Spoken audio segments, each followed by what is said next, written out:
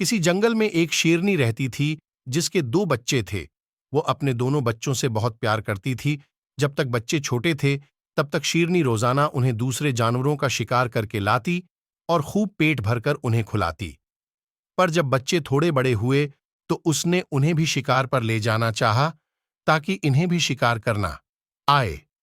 बड़ा बच्चा फौरन तैयार हो गया, लेकिन छोटा कहने लगा, मेरी तबीयत ठीक नहीं है, कुछ दिनों बाद चलूंगा, आज नहीं कल वगैरह जैसे बहाने बनाने लगा। बड़ा बच्चा मां के साथ शिकार पर जाने लगा। कुछ दिन और बीत गए, पर छोटा बच्चा अब भी शिकार पर जाने के लिए राजी ना हुआ। दरअसल वो बहुत काहिल था। वो सोचता था कि जब बैठे बैठाए खाने को मिल जाता है तो मैं मेहनत क्यों करूं। शेरनी उसको बहुत समझाती कि वो शेर का बच्चा है, उसे अपनी खुराक हासिल करने के लिए जदोजहद करना होगी, वरना सस्ती उसकी आदत बन जाएगी। छोटा बच्चा अपनी मां की नसीहत को एक कान से सुनकर दूसरे से निकाल देता। वक्त तेजी से गुजरता गया और देखते ही देखते शेरनी के दोनों बच्चे बड़े हो गए।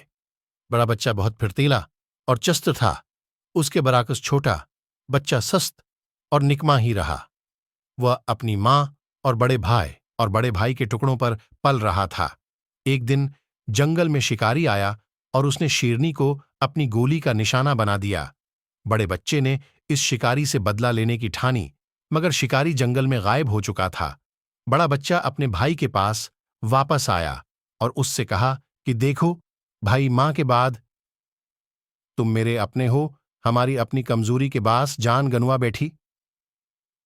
मैं डरता हूं कहीं तुम्हारी सुस्ती और काहली तुम्हें नुकसान न पहुंचा दें, इसलिए अब तुम सुस्ती छोड़ो और मेरे साथ शिकार पर जाया करो।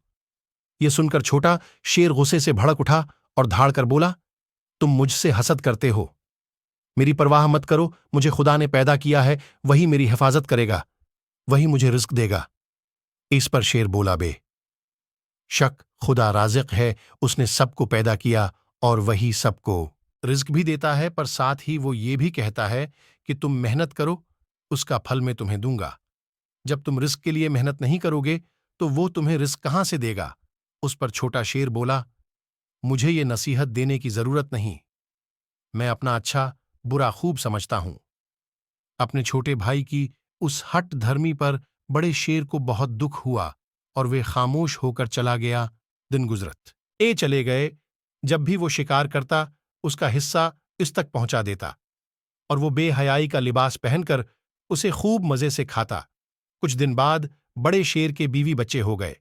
अब उसे अपने बच्चों को भी खिलाना पड़ता था और अपने छोटे भाई को भी पालना पड़ता था। चनांचा कभी कभी उसके नन्हे नन्हे बच्चे भूखे रह जाते। बच्चों को भूख से तड़पता देखकर रफ्ता रफ्ता बड़े शेर ने अपने छोटे भाई की बुरी आदतों से तंग आकर इसको इसके हाल पर छोड़ दिया। अब छोटा शेर भूखा रहने लगा। वो खा खाकर सुस्त हो गया था। शिकार की उसमें हिम्मत न थी। छोटे मोटे खरगोश, गैदड़ और लोमड़ी जैसे जानवर गुजरते, वो उन्हें हड़प कर जाता, फिर भी उसका पीठ नहीं भरता था। आहिस्ता आहिस्ता वो कमजोर होता गया। एक दिन भूखा चूहा इस शेर के पास से गुजरा। उसने शेर को मुर्दा समझा और उसके कान कुतर कुतर कर खाने लगा। पीठ भरकर चूहा खुशी से अपने साथियों के पास गया और उन्हें खुशखबरी सुनाई। वो सब भी नारे लगाते उस पर चढ़ गए और मनचाहे गुस्से से गोशत नूच नूच कर खाने लगे। इस तरह ये कमजोर और छोटी सी जंगल की मखलूक जंगल के बादशाह को अबरतनाक इंजाम तक ले गए। सच है, काहल का हशर हमेशा बराहा।